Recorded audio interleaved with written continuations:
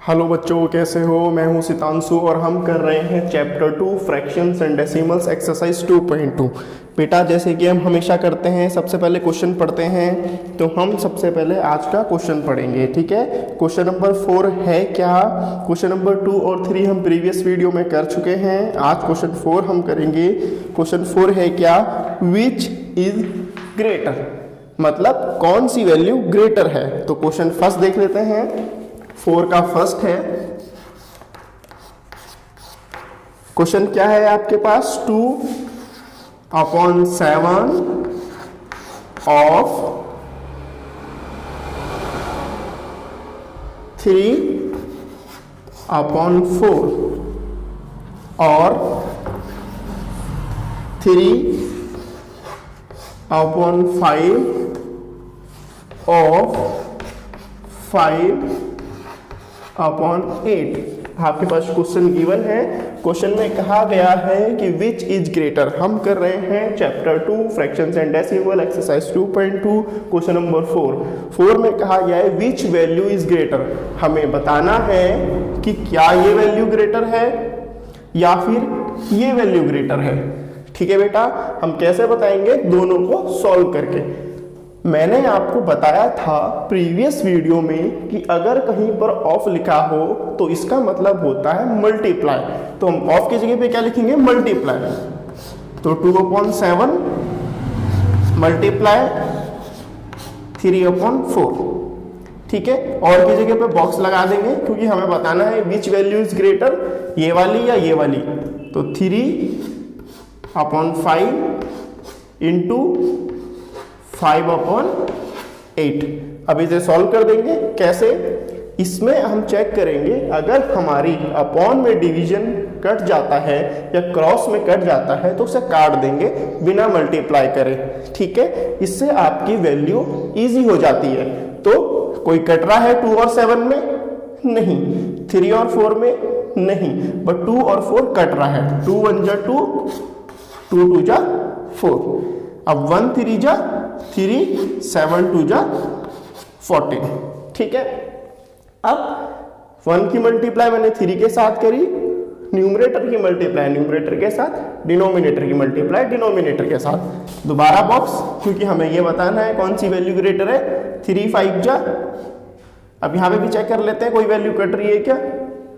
3 और 5 कट रहा है? नहीं। बट 5 और 5 यहाँ पे कट रहा है। तो 5 1 जा 5, 5 1 जा 1, तो 3 1 जा 3, 1 8 जा 8, ठीक है। अब आपके पास क्या आ गया है? 3/14, 3/8।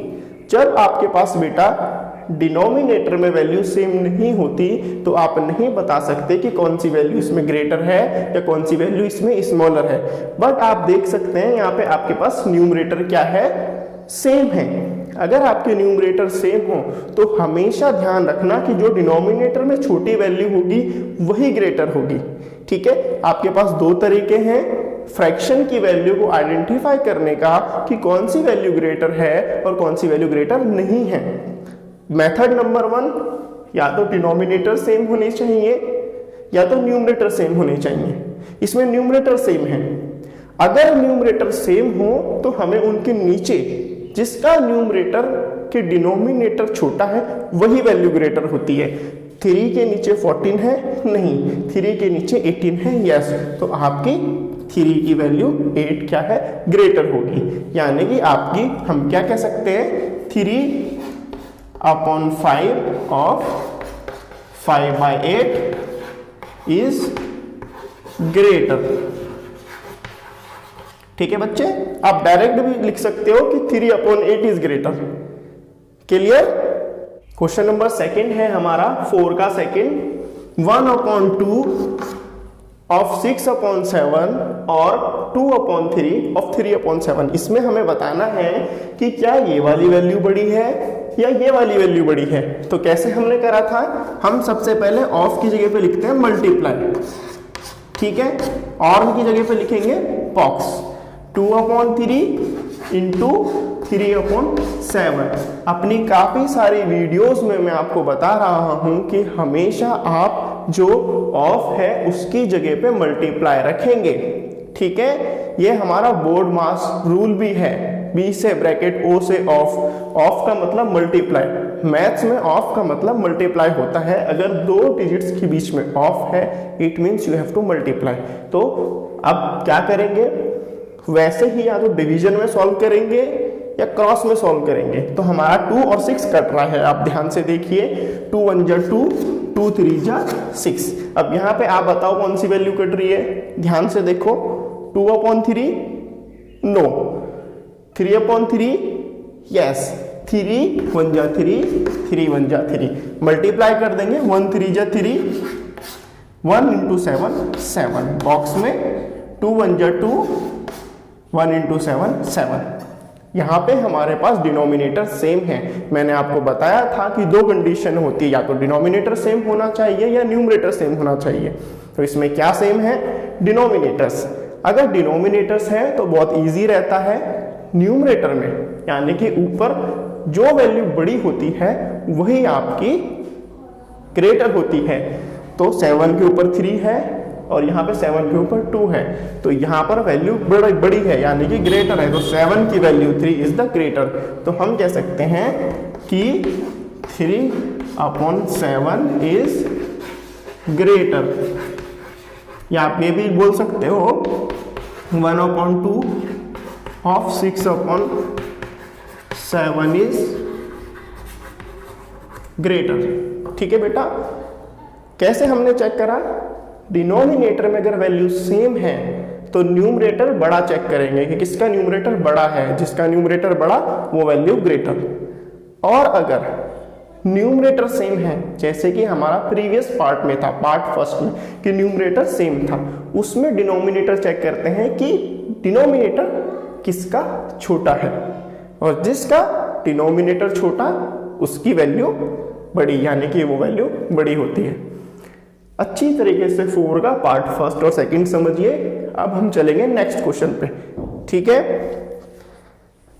नोटबुक में जरूर सॉल्व करना बेटा, वरना समझ में नहीं आएगा। अब हम करने जाएंगे question number 5।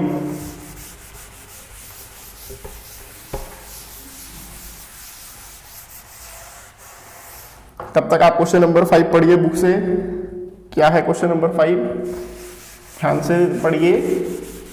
Yes, very good, पढ़ो पढ़ो, मैं तो करूंगा ही एक्सप्लेन, ठीक है। चलिए अब क्वेश्चन नंबर 5 देख लेते हैं क्या है।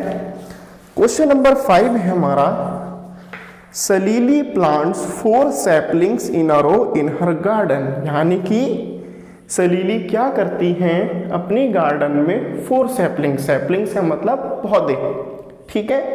मैंने आपको कहा था क्वेश्चन को समझना बहुत जरूरी है। जब आप क्वेश्चन समझेंगे तो आपको पता हो जाएगा कि आपको क्या निकालना है। जब आपको पता होगा क्या निकालना है तो आप इजीली फाइंड आउट कर सकते हैं। तो और पूरा नहीं आ रहा है वर्ड प्रॉब्लम समझ में, तो थोड़ा थोड़ा करके समझो। सलीली प्लांट्स 4 सैपलिंग्स इन अ रो इन हर गार्डन, यानी कि सलीली ने क्या करा, 4 सैपलिंग्स लगाए, यानी कि उसने 4 पौधे लगाए, ठीक है। पौधे समझिए इसे,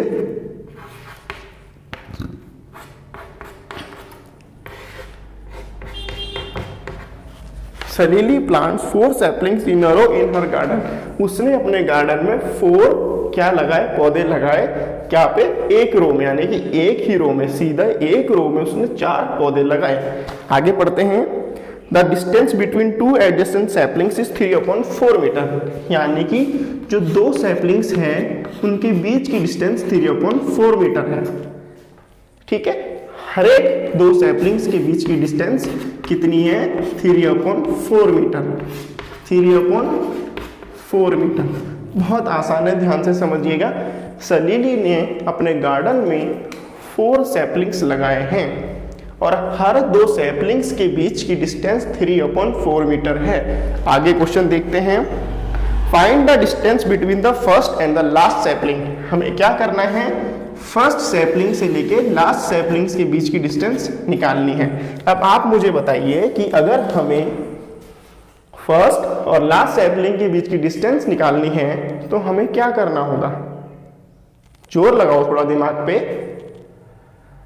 यस, हमें इन तीनों वैल्यूज को ऐड करना होगा, ठीक है, तभी हम फर्स्ट और लास्ट सैपलिंग की डिस्टेंस बता सकते हैं, ठीक है। तो हम स्टेटमेंट भी जरूर लिखेंगे क्योंकि स्टेटमेंट वर्ड प्रॉब्लम में बहुत इंपॉर्टेंट होती है। आप अपने हिसाब से बना सकते हैं, जरूरी नहीं कि जो मैं जो स्टेटमेंट लिखूं वही, आप कुछ भी लिख सकते हैं। तो मैं स्टेटमेंट बना रहा हूं कि द डिस्टेंस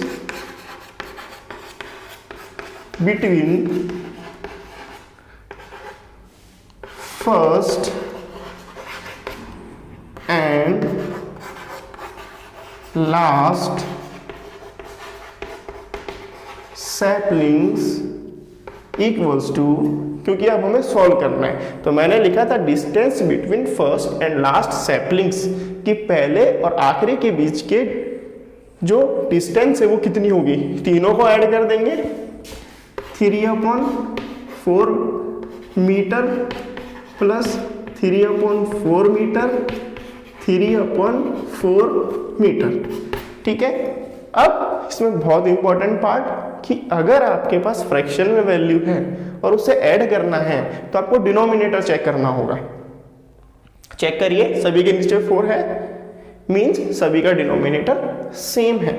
जैसे कि आपके पास होल नंबर होते हैं, whole number in the sense अगर आपके पास 12 है प्लस 5 है तो आप इजीली बता सकते हो 12 और 5 17, इसमें कोई झंझट नहीं, सिर्फ आपको ऐड करना होता है। इन वैल्यूज को होल नंबर कहते हैं, ठीक है, जिसके नीचे डिनोमिनेटर में कुछ नहीं होता।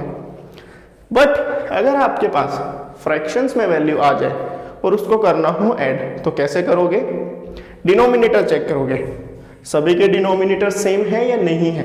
अगर डिनोमिनेटर सेम है तो बड़ा आसान हो जाता है, और नहीं है तो थोड़ा और प्रोसेस हमें अप्लाई करना होता है, वो मैं बता दूंगा। अब डिनोमिनेटर सेम हो तो क्या करेंगे, पहले डिनोमिनेटर को लिखेंगे, एक ही डिनोमिनेटर को, ठीक है, डिनोमिनेटर सेम हो तो एक ही डिनोमिनेटर लेंगे और ऊपर वाली वैल्यूज को ऐड कर देंगे। कैसे, 3 + 3 + 3 क्या है, मीटर। एक में मीटर नहीं लगाया मैंने, ब्रैकेट में लिख के लास्ट में मीटर लिख दिया, तो बात एक ही है। तो 3 + 3 + 3 विल बी 9/4 मीटर, ठीक है।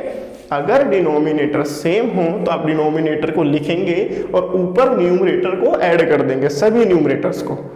तो 3 + 3 + 3 will be 9/4 metre is the answer, यानी कि distance between first and last saplings is 3/4 equals to 9/4 metre. तो आंसर है आपका 9/4 मीटर। चलिए बेटा अगला क्वेश्चन देखते हैं। अगला क्वेश्चन है हमारे पास क्वेश्चन नंबर 6। वैसे ही करना है, वर्ड प्रॉब्लम है, ध्यान से पढ़ेंगे, ध्यान से समझेंगे और क्वेश्चन को सॉल्व करेंगे। क्वेश्चन है, Lipika reads a book for 1/3/4 hours every day. Lipika reads a book, यानी कि लिपिका क्या करती हैं, वो एक दिन में 1/3/4 hours पढ़ती हैं, ठीक है, रोज। तो लिख लेते हैं इसे, लिपिका रीड्स, क्या है, लिपिका है, yes, LIPIK, Lipika reads every day, कितना, 1/3/4 hours, ठीक है। लिपिका जो है वो पढ़ती हैं रोज 1/3/4 hours। आगे, she reads the entire book in 6 days, यानी कि उन्होंने पूरी बुक कितनी डे में कंप्लीट कर ली, 6 डे में, ठीक है। How many hours in all were required by her to read the book. बहुत अच्छा क्वेश्चन है। क्वेश्चन में कहा जा रहा है लिपिका एक दिन में 1/3/4 हार पढ़ती है, किसका, एक बुक का, यानी कि एक, जैसे कि ये बुक है, इस बुक का कुछ हिस्सा वो एक दिन में पढ़ती है और उसने पूरी बुक कितने दिन में कंप्लीट कर ली, 6 डे में, ठीक है। तो कितने हार्स उसे चाहिए जो कि उसने पूरी बुक को कंप्लीट करने में लगाया। तो लिखेंगे Lipika required hours in 6 days to complete the book. ठीक है, स्टेटमेंट आप अपने हिसाब से भी लिख सकते हैं, कुछ और भी लिख सकते हैं, जरूरी नहीं कि जो मैंने लिखा है वही लिख सकते हैं। बस आपकी स्टेटमेंट होनी चाहिए जिससे आपको पता चले कि आप कर क्या रहे हैं, किस चीज़ को डिनोट कर रहे हैं। जैसे कि आपने लिखा लिपिका रीड्स एवरीडे, कितना पढ़ती हैं वो 1/3/4 हार। ठीक है, अब Lipika required hours in 6 days to complete the book, कि 6 डे में कितने हार उसे लगे जिसने उस बुक को कंप्लीट कर दिया। 6 दिन में कितने हार लगे, तो इसका कैसे करेंगे आप 6 मल्टीप्लाई 1/3/4 हार। ठीक है, 3/4 हार, यानी कि 6 डेज लगे तो 6 को मल्टीप्लाई करा जाएगा जितने हार उसके लगेंगे पर डे में। इस तरीके से इसे करेंगे। तो 6 डे यानी कि 6 दिन उसे लगे, मल्टीप्लाई करेंगे किससे, पर डे कितने हार उसे लगते हैं। सपोज एक दिन में 2 हार लगते हैं, ठीक है, तो 2 दिन में कितने लगेंगे 4 हार, क्योंकि सेम हार सो डेली पड़ती है। तो एक दिन में 2 हार, अगले दिन 2 हार। तो इसी तरीके से ये क्वेश्चन भी है। तो इसको पहले इम्प्रॉपर में कन्वर्ट कर लेते हैं। 4 1 जा 4, 4 + 3 7, 7/4 हार। और मैंने आपको बताया था कि आप मिक्स फ्रैक्शन से इम्प्रॉपर फ्रैक्शन में कैसे कन्वर्ट करते हैं। ये पहली वाली वीडियोस में बताया जा चुका है। अगर आपको नहीं पता तो आप चेक कर सकते हैं। ठीक है, तो 4 1 जा 4 + 3 7/4, वैल्यू कट रही है 2 3 जा 6, 2 2 जा 4, तो कितना है 3 7 जा 21/2 हार। ठीक है, अगर आप उसको डिवाइड करना चाहें तो डिवाइड भी आप इसे कर सकते हैं। ठीक है, तो कितना आएगा 2 1 जा 2, 10.5 हार्स, यानी कि उसे कितना समय लगा 10.5 हार्स। टोटल 10.5 हार्स लगे उसे पूरी बुक को कंप्लीट करने में। दोनों आंसर सही है, फ्रैक्शन का आंसर भी सही है और ये भी। तो आप कन्वर्ट करना चाहें डिवाइड करके तो भी आप कन्वर्ट कर सकते हैं। तो आपके क्वेश्चन नंबर 4 5 6 कंप्लीट हो चुके हैं। वीडियो अच्छी लगी हो तो लाइक करें, सब्सक्राइब करें, शेयर जरूर करें सभी के साथ।